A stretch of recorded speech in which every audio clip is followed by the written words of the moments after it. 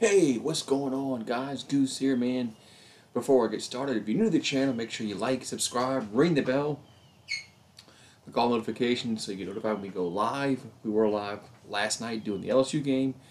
We'll also be live today doing the Saints game. So LSU took care of business last night, 49-21 over Central Michigan.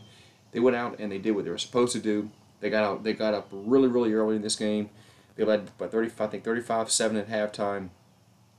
And they just never looked back. So they did what they were supposed to do to a team that they were much better than. This is what I wanted to see last week when it came out against McNeese State. I wanted to see tempo, but it didn't happen last week. Last week they just had trouble getting plays in. They had trouble scoring last week. This week it was much better getting the play calls in.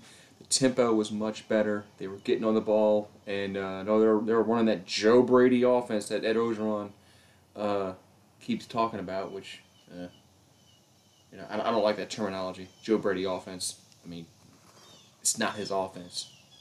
He didn't invent it. Anyway, good to see Max Johnson throw 5 touchdown passes. He did have that one bad read where he threw an interception. It got returned for a touchdown. But I can live with that. If he throws 5 touchdown passes, I can live with 1 interception. Defense played well. They also had a defensive touchdown. It's Andre Anthony returned a fumble for a touchdown, and he got hurt late in the game. Didn't look good on his knee. I don't think they've really come out and said anything definitive, but it just didn't look good. He might be out for a while, if not the whole year. Hopefully I'm wrong on that, but just didn't look good. Those non-contact injuries to knees, when they just go down, usually it never ends well.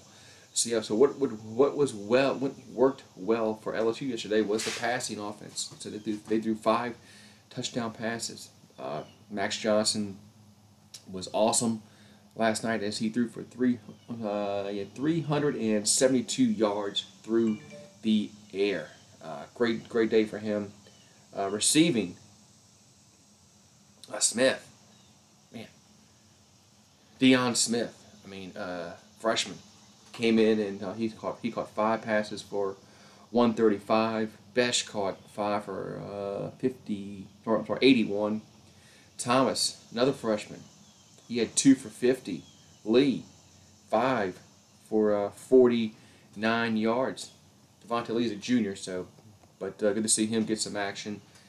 Butte had 6 catches for 44 yards. He's probably our best receiver. But it was good to see the other guys get into the act, because that's what happened in 2019. They spread the ball around. They didn't just rely on one receiver. I thought they were relying too much on Butte the first 2 games of the season. It was good to see him spread the ball around. One of the things that LSU is going to have to work on is their running game. They only ran the ball for about 84 yards, 3.5 yards per carry, and they had 24 carries. So they really didn't run the ball as much as I thought they should. Maybe that was by what the defense was giving them, because the defense was daring LSU to throw the football. So look, if they're gonna do that, well, then you got to throw the football. I get it, but it was good late in the game to see Kiner come in. I think he should start. He's a freshman. He's better than Price. Ty Davis Price, he was good in 2019, but he's fallen off. Especially this year, he's fallen off. Just doesn't look very explosive, going through the hole. Kiner looked really good yesterday. Had a good stiff arm. Had a good spin move. Hey, we saw that with Edwards-Helaire with the spin move against Alabama in 2019. So also one player that didn't play yesterday is a good running back is Goodwin, Mari Goodwin. He's a freshman. So I expect Kiner and Goodwin to get the bulk of the carries going forward once we get into SEC play next week against Mississippi State. And sorry, so the Tigers did what they had to do. They went out and they dominated an opponent they were supposed to do. I mean, they pressured the quarter. I think they had like 5 or 6 sacks. They had an interception. They had a fumble recovery for a touchdown. So the defense did what they had to do. They only gave up 14 points. The 21, yes, has 21 on the board, but they only gave really 14 points, and one of them was on busted coverage. We've seen that time and time again the past 2 years, but it was the only time that they had a busted coverage all game. So hopefully they can get. Hopefully they got that pretty much fixed. But looks like they still have some work to do on that end because that can't happen in SEC play.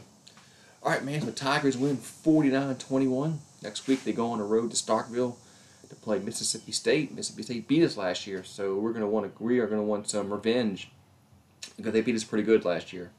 I know it was only like a 10-point difference at the end, but I mean they just thoroughly beat us last year. I mean we couldn't stop them for nothing in the passing game. I think they threw like 600 yards, some shit like that.